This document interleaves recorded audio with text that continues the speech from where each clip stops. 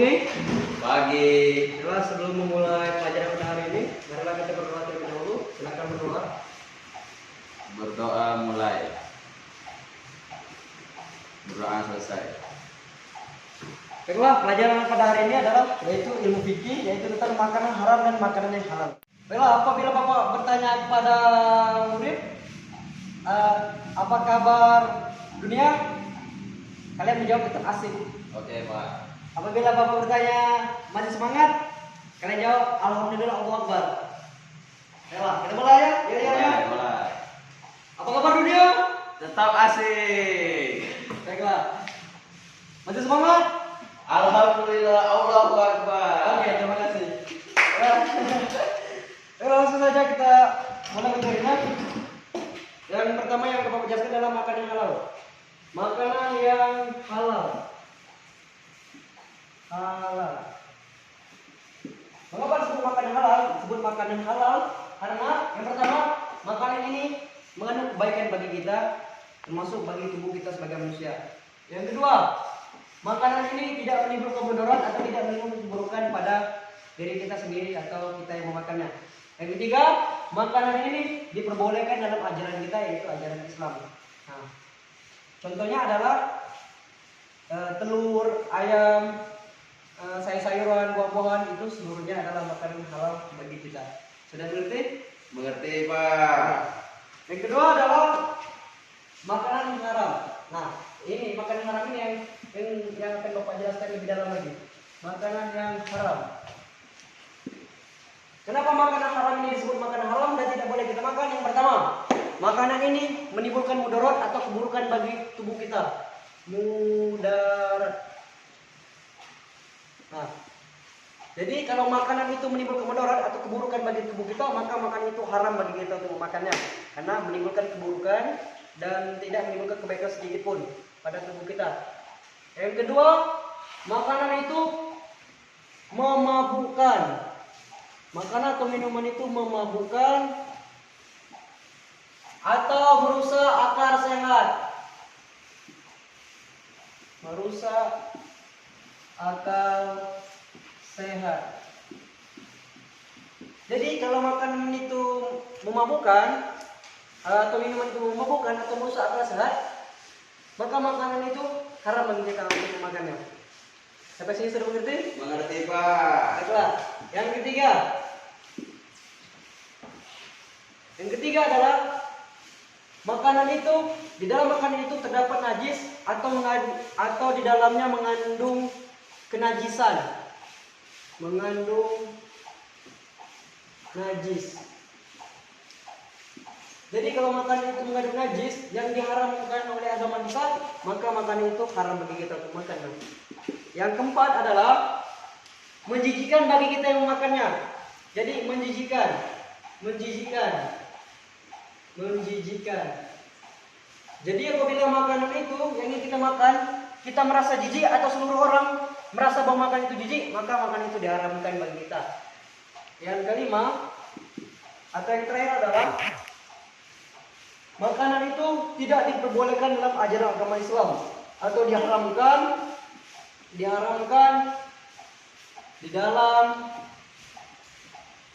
agama Islam. Jadi kalau agama kita melarangnya atau ajaran kita melarangnya, jadi kita tidak boleh memakannya. Adapun makanan-makanan haram tersebut adalah yang pertama adalah bangkai.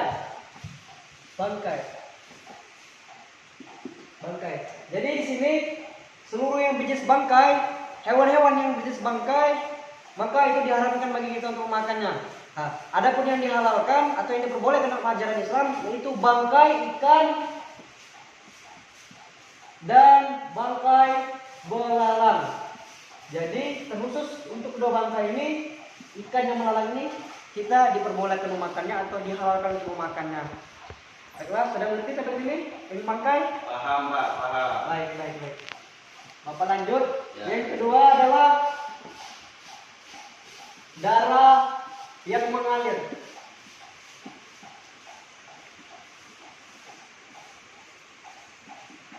atau darah. Jadi setiap darah itu kita tidak diperbolehkan memakannya atau haram bagi kita untuk memakannya. Adapun terkhusus untuk boleh kita makan di darah ini adalah pada limpa dan hati. Jadi untuk darah ini, limpa dan hati ini kita diperbolehkan untuk memakannya. Karena agama menganjurkan untuk memakannya, limpa dan hati. Adapun sedikit darah yang berada di saat kita menyembelih hewan itu masih bisa dimaafkan. Baiklah, kita lanjut. Bisa lanjutkan? Lanjut. Oke, lanjut. Oke, yang ketiga. Yang ketiga adalah makanan dan minum yang diharamkan adalah hewan yang disembelih tanpa menyebut nama Allah. Hewan yang disembelih tanpa menyebut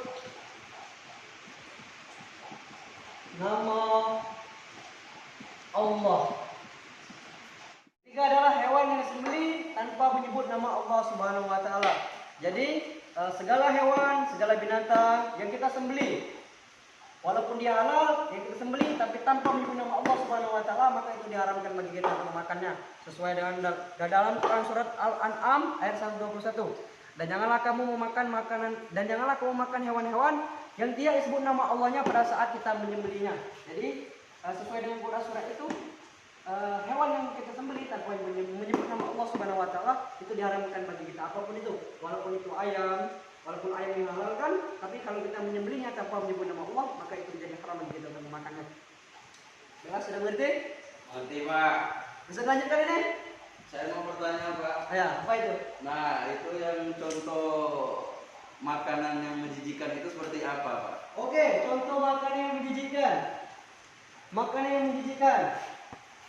Makanan yang menjijikan. Baiklah, yang nomor 4 dah. Ya. Makanan yang menjijikan. Makanan yang menjijikan di sini artinya,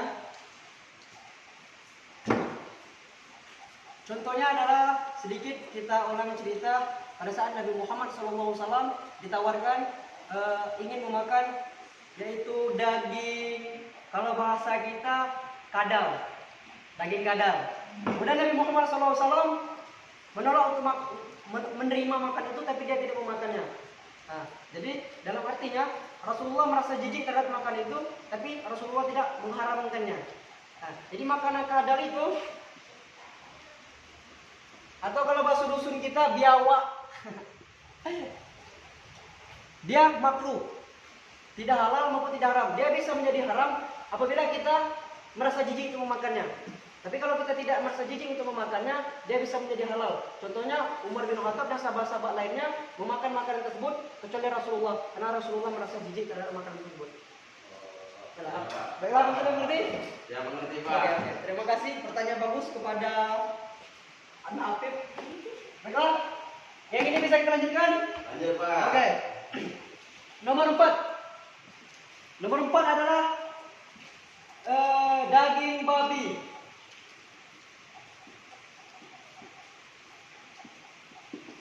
Baiklah, nomor 4 adalah daging babi. Jadi daging babi itu adalah salah satu daging yang diharamkan kita untuk memakainya. Sesuai dengan Quran surat Al-Maidah. Diharamkan bagimu memakan bangkai, darah, dan daging babi. Kenapa daging babi di sini diharamkan kita memakannya? Karena di dalam daging babi ini banyak terkandung kemudaratan atau keburukan bagi tubuh kesehatan kita.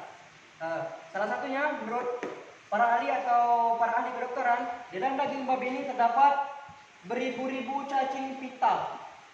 Cacing pita yang dapat membuat tubuh kita menjadi sakit.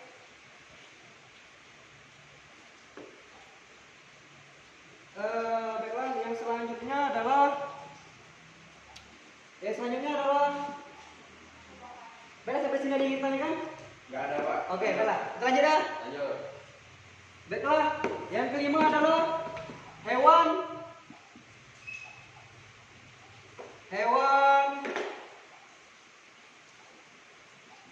yang disembelih sapi untuk berhala. Untuk berhala. Nah. Baiklah, yang kelima adalah hewan yang sembelih tapi untuk berhala. Nah, walaupun ini misalnya Bapak contohkan nih, ada acara ini, acara keluarga kita ingin syukuran, tapi syukurnya tidak di kuburan. Nah, pada saat itu kita menyembelih hewan, tapi hewannya halal. Contoh hewannya adalah sapi. Sapi ini adalah makanan yang halal kan? Sapi ini adalah makanan yang halal kan? Ya. Nah, sapi ini adalah makanan yang halal. Tapi pada saat kita menyembelih sapi ini, kita juga menyebut nama Allah Subhanahu wa taala. Menjadi halal, masih halal juga kan? Ya. Nah, tapi ketika sapi ini yang halal, pada saat kita menyembelihnya, kita mengucapkan nama Allah Subhanahu wa taala. Tapi kalau kita menyembelihnya untuk kuburan atau untuk berhala, jadi sapi yang halal ini, daging sapi yang halal ini menjadi haram. Karena kita menyembelihnya untuk berhala, bukan karena Allah Subhanahu wa taala. Jadi sapi yang disembelih atau binatang-binatang yang disembelih yang disembahkan untuk berhala, maka segala binatang tersebut walau halal diharamkan.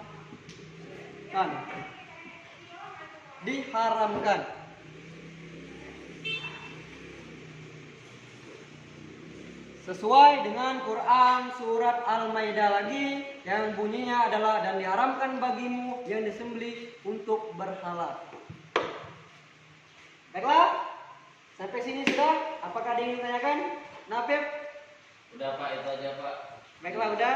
Abang sudah mengerti makan yang halal dan haram ini? Ngerti. Sudah mengerti kan? Ya. Baiklah, itulah penjelasan tentang makanan halal dan haram yang boleh kita makan.